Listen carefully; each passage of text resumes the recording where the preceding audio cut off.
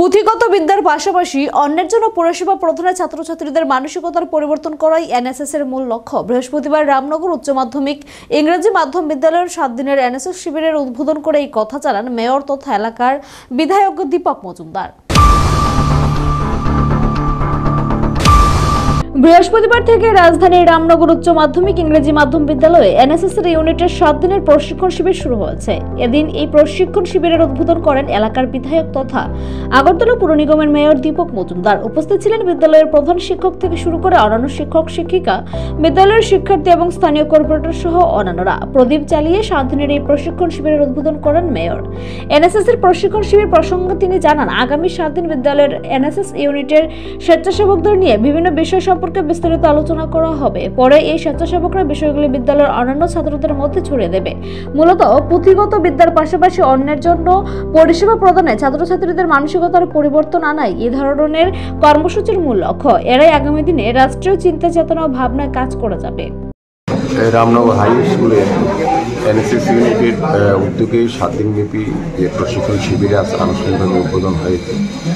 তো আজকের এই উদ্বোধনী অনুষ্ঠানে আমাদের মধ্যে উপস্থিত আছেন বিদ্যালয়ের প্রধান শিক্ষক মহোদয়, আমাদের স্পোর্টস ডিপার্টমেন্টের যিনি ডেপুটি ডিরেক্টর বাবল দে মহোদয়, আমাদের অ্যাসোসিয়েশন চেয়ারপারসন চন্দ্র মহোদয়, ভাইস চেয়ারম্যান পান্থ শাহ মহোদয়, মেম্বার সলিল চৌধুরী, শিক্ষক বিষ্ণুপদ দত্ত মহোদয় সহ অন্যান্য যারা আমন্ত্রিত অতিথিরা এসেছেন এবং বিশেষ করে যাদেরকে নিয়ে এই কর্মসূচি বা প্রশিক্ষণ শিবির আমাদের যারা এখানে ভলান্টিয়াররা আছেন, স্বেচ্ছাসেবকরা আছেন, এনএসএসের সহ যারা শিক্ষক শিক্ষিকা বিদ্যালয়ের প্রত্যেককে আমি স্বাগত শুভেচ্ছা জানাই। তো এনএসএসের প্রশিক্ষণ শিবির প্রতিটি বিশ্ববিদ্যালয়, মহাবিদ্যালয় এবং বিদ্যালয়ে অনুষ্ঠিত হয় এবং 7 দিনব্যাপী বিভিন্ন বিষয়ের উপর আলোচনাক্রমে প্রশিক্ষণ দেওয়া হয়, তাদের প্রশিক্ষিত করা হয় যারা ভলান্টিয়ার আছেন। তো পরবর্তী সময় তারা সেই বিদ্যালয়ের অন্যান্য ছাত্রছাত্রীদের মধ্যে এই বিষয়টাও তুলে ধরবেন।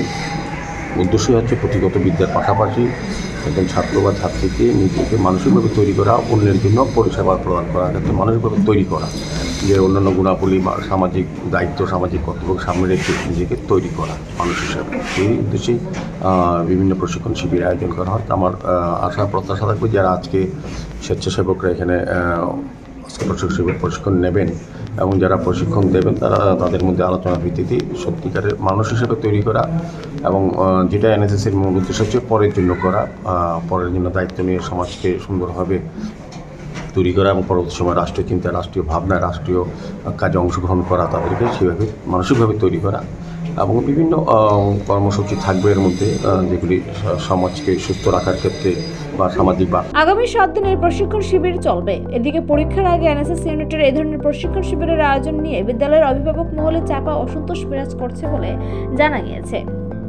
নিজস্ব প্রতিনিধি রিপোর্ট, এশিয়ান টাইমস।